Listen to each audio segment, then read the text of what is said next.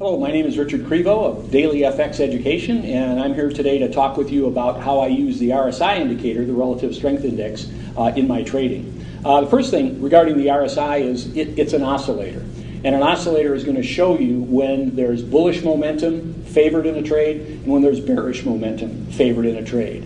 And it does this, the RSI does it, by looking at the average positive price changes and comparing them to the average negative price changes over a period of time. And the period that Wells Wilder, and he's the inventor of the RSI indicator, that he suggests using is 14. So if you've got an RSI indicator on a daily chart and you're looking at a 14 period range, what it's doing is it's looking at the average of the RSI movement over the previous 14 periods, in this case a day.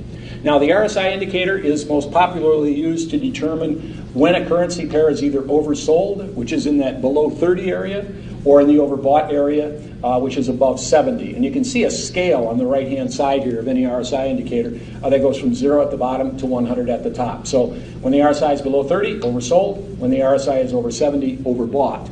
Now, this particular scenario that I've laid out here with overbought and oversold gets a lot of new traders into dicey trading situations sometimes, because their initial thought process is, as soon as the RSI gets into oversold territory, it's got to immediately get out of that oversold territory and start gravitating toward the top. That's probably going to happen, but there's nothing that says it's going to happen immediately. Once the RSI is in oversold territory or in overbought territory, it can stay there for quite some time. And I mean days and sometimes weeks.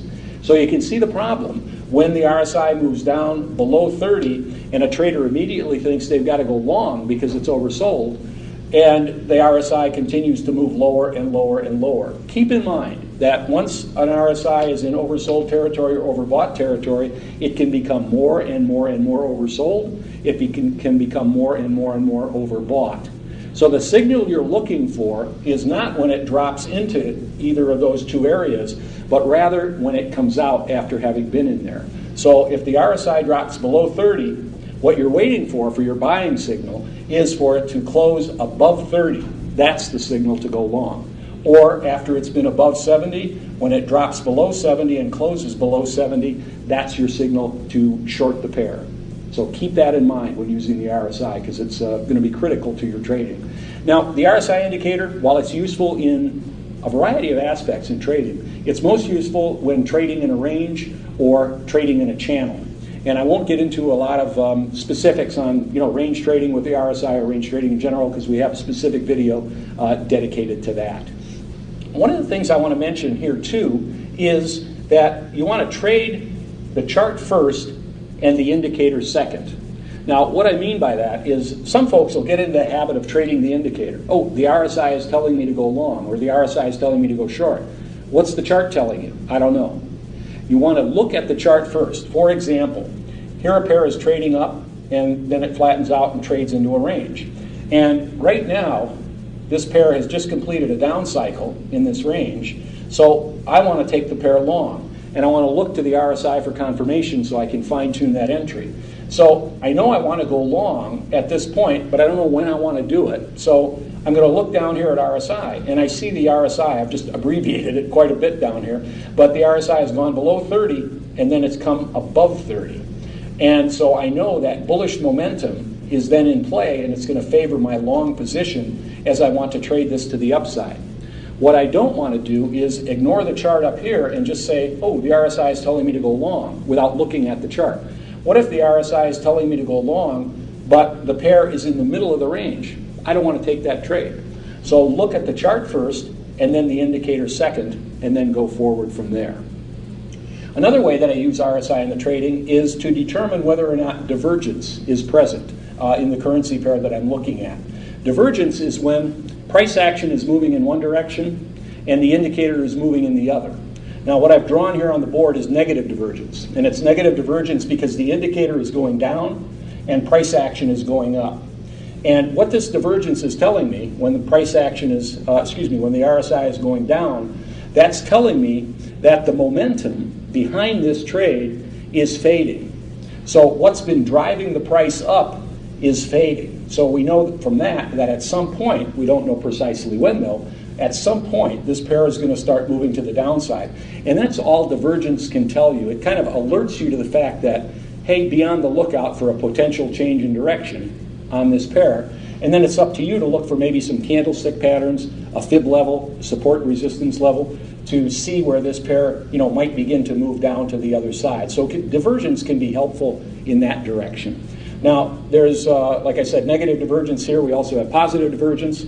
Positive divergence would be where the indicator is going up and price is coming down. And in that case, you'd be looking, where here we're looking for price to drop. In a positive divergence situation, we'd be looking for price to move to the upside because the indicator is indicating that there's gaining momentum. Momentum to the upside is starting to gain in strength, if you will, at that point. Another thing that Wells Wilder mentioned that he felt was pretty significant, and I've done this on several occasions in trading as well and found it to be effective, something that he called swing failure.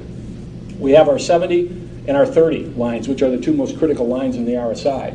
And what he's indicating is swing failure above 70 here is the RSI moves above the 70 line. In this case, the number 73 here.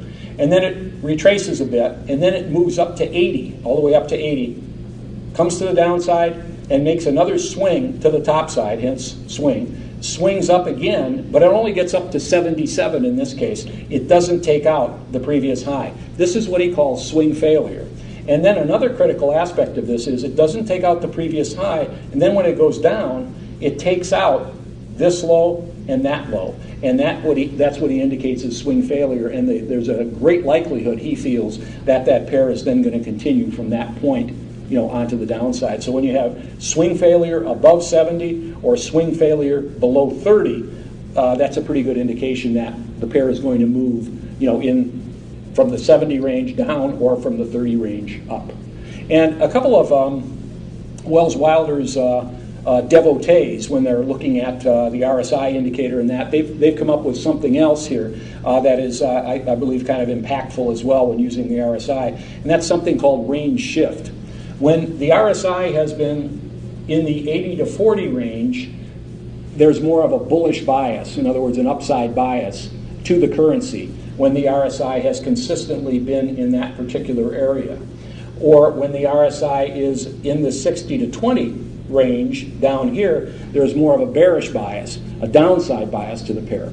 Also, when you see the range shift, if it's been in 60 to 20, if it's been in that range and then moves up into the 80-40 range, that's going from a bullish bias to a bearish bias, or vice versa. Very good. I hope this has provided some insight for you in how I use the RSI in my trading. And I want to thank you for watching, and good luck with your trading.